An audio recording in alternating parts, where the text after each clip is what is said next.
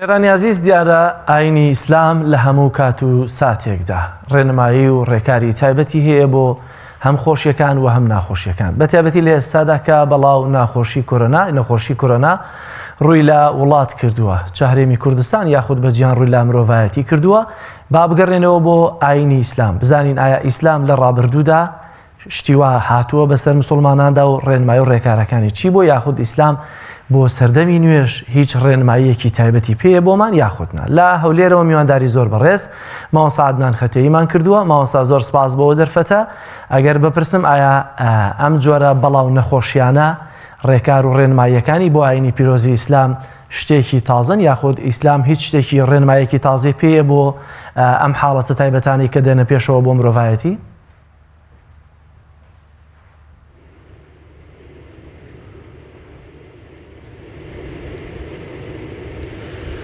بسم الله والصلاة والسلام على رسول الله محمد وعلى آله وصحبه ومن والاه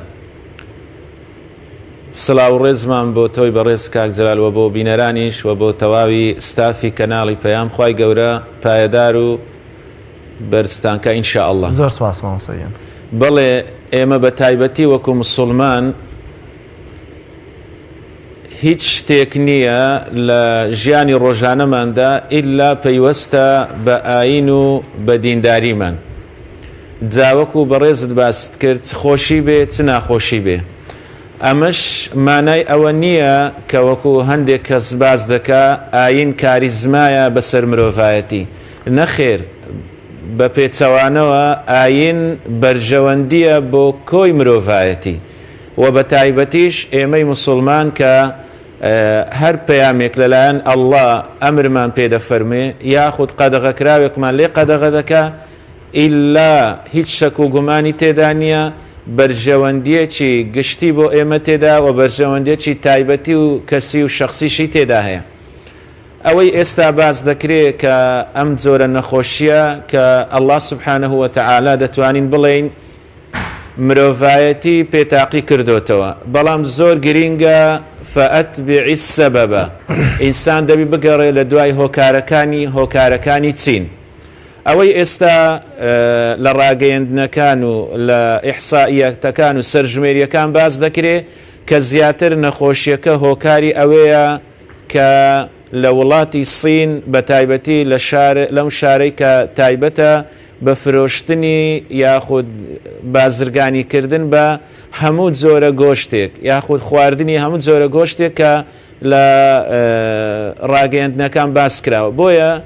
وەکو سەرچاوەیەکی خۆیان کە باز بکەین زیاتر هۆکارەکەی ئەوەیە کە ئەوان قەدەغەکراوێکیان جێبەجێ کردووە کە وەکو ئێمە مسلمان ئەم قەدەغەکراوە لە لای ئێمە قەدەغەیە بە تایبەتی باز دەکرێت جۆرە ئاژەڵانێک کە دڕندەن یاخود حەرام و قەدەغەکراون ئەوان دەیخۆن بۆیە ئەمە یەکێک لە هۆکارەکانە و بەداخەوە بە تایبەتی لە سۆشیال میدیا خەڵک بۆتە دوو لایەنێکیان کە پێی وایە ئەمە شتێکی دروستکراوە و گرنگی پێنادا و بەلایەوە ناچێت بەڵام لایەنێکی تر زۆر گەورەی کردووە لە حەجم و لە قیاسی خۆی کە ئەنەما دنیا کۆتایی دێ یاخود کە ئەنەما وەکو دەوترێ تیجارەت و باخیرەکەی لە دەریادا لە زەریادا غەرق بووە نەخێر خۆشەویستان بە تایبەتی ئێمەی مسلمان دەبێ زۆر ئاگادار بین هەم لایەنە پزیشکیەکە هەم لایەنە ڕۆحیەکەشی لەبەر چاو بگرین بۆ ئەوەی ئێمە نەبینە هۆکارێک بۆ بڵاوبوونەوەی ئەم نەخۆشیە لەبەر ئەوەی ئێمە لە ئاینی ئێمەدا بەڵێ نەخۆشی دەگوازرێتەوە دەبێ خۆی لێ بپارێزین و ئەگەر پرسیارێک بکەین ئایا ئیسلام چارەسەری چییە بۆ ئەم جۆرە نەخۆشی و نەخۆشیانە ئەمەی ئێستا هاتووە هەم لە مێژووی مرۆڤایەتیدا و هەم لە سیرە و بەسەرهاتەکانی ڕەسوول اللهدا عەلەیهی سەڵات وەسەلام تۆمار کراوە بە تایبەتی فەرمودەیەکمان هەیە کە دایکمان عائیشە ڕەزا و ڕەحمەتی خوای لەسەر بێ بۆمان دەجێڕێتەوە کە لە سەحیحی بوخاریدا هاتووە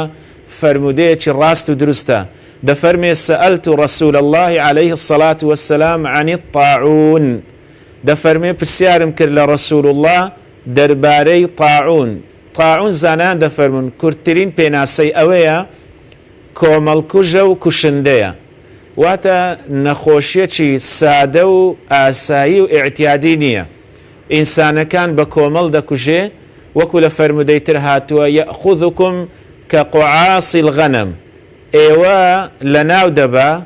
ئەم نەخۆشیە وەکو چییە؟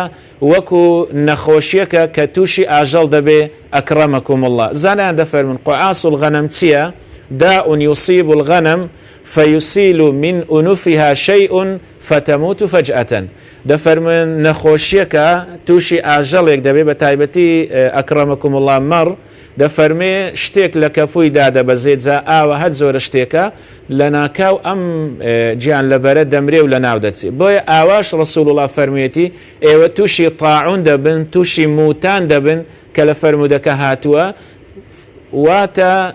کوشندەیە و کۆمەڵکوژە. دەتوانین ئێستا ئەمەی کە ئەم ئیحسائیات و سەرژمێریانە کراوە لە وڵاتی سین و لە چەند وڵاتی تر، بە تایبەتی لەم ڕۆژانە کە لە ئێمەش نزیک بووەوە و بە تایبەتی تر کە لە شاری کەرکووک و نەجەف و ئەم شوێنانەی عێراقیش بڵاو بوویەوە، بۆیە دەتوانین ناوی لێ بنێن طاعونی سەردەم، واتە ئەم کۆمەڵکوژیە یاخود ئەم دەردە کوشندەیە کە لە ئینسان لە ناو دەبە. بۆیە ڕەسوول الله عەلەیهی سەڵات وسەلام وەڵامی دایکمان عایشە دەداتەوە، دەفەرمێ بڵێ ئەمە عذاب يبعثه الله على من يشاء، فەرمووی ئەمە ئێش و ئازارێکە الله سبحانه وتعالى دای دەبەزێنێ بۆ هەر کەسێک بیەوێ، چونکە ڕەسوول الله عەلەیهی سەڵات وسەلام دەیزانی شتێکی وا ڕوو دەدا، وەکو لە قورئانیشدا هاتووە لا يسأل عما يفعل وهم يسألون. الله سبحانه وتعالى پرسیاری لێ ناکرێ بۆ وا دەکەی بۆ وا ناکەی، نەخێر الله دەسەڵاتێکی مطلقی هەیە. بۆیە ڕەسوول الله فەرمووی بەڵێ ئەمە نەخۆشیەکە الله سبحانه وتعالى دای دەبەزێنێ بۆ قەومێک کە الله سبحانه وتعالى بیەوێ. بەڵام گرنگەکەی ئەوەیە ئێمە وەکو مسلمان ڕەسوول الله فەرمووی فإن الله جعله رحمة للمؤمنين. الله سبحانه وتعالى دەیکاتە میهرەبانیەک بۆ ئینسانی ئیماندار. لە درێژەی فەرمودەکە دەفەرمێ هەر کەسێک ئەم طاعونەی توش بوو بەڵام لە شوێنی خۆی مایەوە فەیەمکوث فی بەلەدیه صابرا محتەسیبا، لە شوێن و لە دێهات و لە وڵات و لە شاری خۆی مایەوە بەڵام ئارامگر بوو وەزانیشی کە ئەمە قل لن يصيبنا إلا ما كتب الله لنا هو مولانا وعلى الله فليتوكل المؤمنون.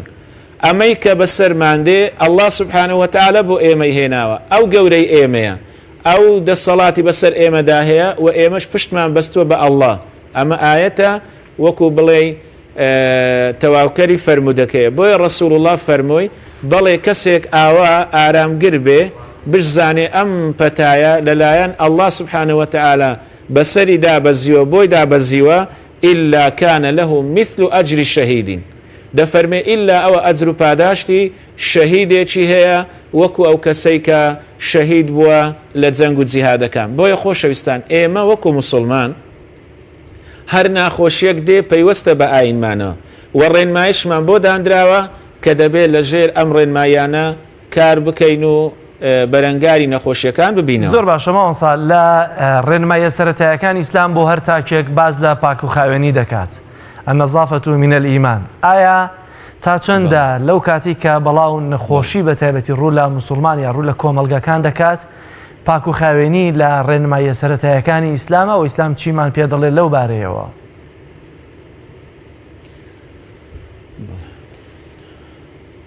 دەستخۆش بی پرسیارێکی لە جێ و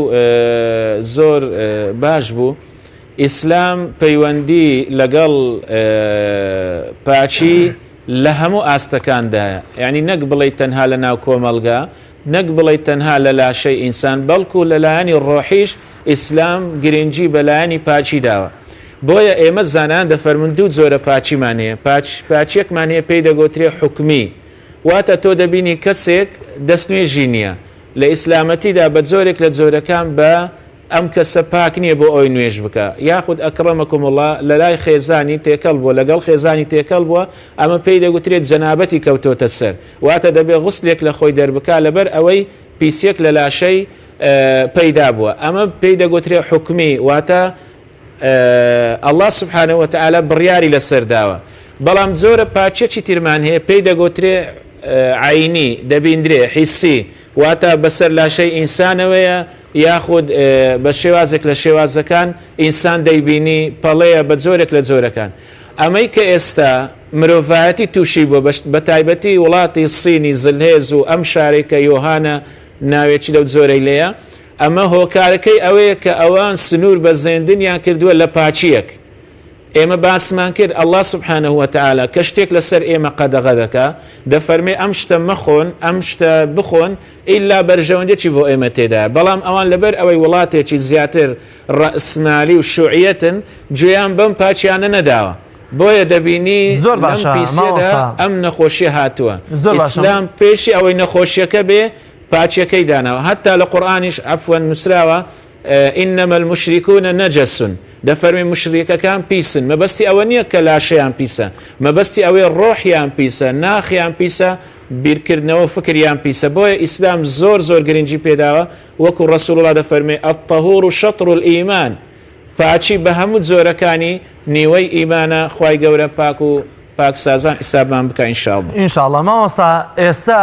دیارە لە شەوی ڕابردوو وەزیری ناوخۆی حکوومەتی هەرێمی کوردستان باسی لەوە کرد 536 کەس لە سنوورەکانی عێراقەوە لەواتە لە نێوان عێراق و ئێران و لە سنوورەکانی عێراقەوە هاتوونەتەوە ناو هەرێمی کوردستان بەبێ هیچ جۆرە پشکنینێک. ئایا دەمەوێت بزانم ئیسلام چە بەرپرسیارەتیەک دەخاتە ئەستۆی تاک لە کاتی بڵاوبوونەوەی ئەم جۆرە نەخۆشیە لەوەی کە هیچ نەبێ ئەگەر خەمی خۆی نییە با خەمی منداڵەکان و خێزانەکەی و خەمی دەرودراوسێ و ئەو دۆست و خزمانە بێ کە تێکەڵیان دەکاتەوە. واتە بەرپرسیارەتی تاک لەم کاتەیە چۆنە بەرامبەر بە خۆپارێزی خۆی و کۆمەلگا و دەوروبەری. خۆی ڕسول الله عليه الصلاة والسلام لە فەرمودەیەکدا دەفەرمێ كلكم مسؤول وكلكم مسؤول عن رعيته، دەفەرمێ هەر یەکێک لە ئێوە بەرپرسیارە و بەرپرسیارە لە ژێردەستەکانی لەوانەی کە لە ژێردەستەیدان. بۆیە ئێمە وەکو تاک کە ئەگەر بەرپرسە ئەگەر کەسێکە دەسەڵاتێکی لە دەستدایە ئەمە بەرپرسیارەتێکی ئاینی و ئەخلاقی و نەشتیمان پەروەری و هەمووی لەسەردا جێبەجێ دەبێ ئاگادار بێ. و ئێمە وەکو کەسێکی ئەعتیادی و وەکو کەسێکی ئاسایش بەڵێ ئێمەش بەرپرسیارین دەبێ ئاگادار بین، نەبینە هۆکارێک بۆ بڵاوبوونەوە. ئەسڵەن دەبێ ئێمە هۆکارێک بین بۆ ئەوەی ئەم نەخۆشیە بنبڕ بکەین، ئەم نەخۆشە نەهێڵین. بەڵام بەداخە وەکو باسم کرد چۆن وڵاتێکی وەکو سین کە ئێستا باز دەکرێت وەکو ئەمە سەرچاوەی هەواڵی ئەوانە و سەرچاوەی هەواڵی ڕاگەیاندنەکانی جیهانە کە هۆکارەکەی سەرەکی زیاتر لە خواردنی گۆشتێکە کە حەڵال نییە، پیسە، بە تایبەتی ئەمانە کە ناشکوژنەوە ئەم ئاژەڵانە لەسەری دەدەن و دەیمرێن و مردارەوە دەبێت. بۆیە زانایان دەفەرمن زیاتر لەمەوە هاتووە گواستراوەتەوە بۆ مرۆڤەکان. بەڵام ئێستا ئەوەی کە بەداخەوە لە وڵاتی مسلمانانە کە تووشی بوون زیاتر وەکو دەڵێ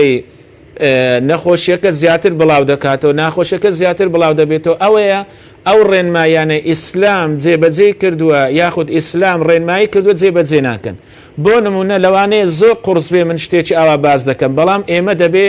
ئاگادار بین لە بەرپرسیارەتەکان لەسەر شانمانە. یعنی ئەگەر لە وڵاتێک ڕوویدا تۆ لەم وڵاتە بووی خەڵکی وڵاتێکی تر نەبووی، ئیسلام بەڕاستی ڕێنمایی کردوین کە نابێ لەم وڵاتە دەربچین.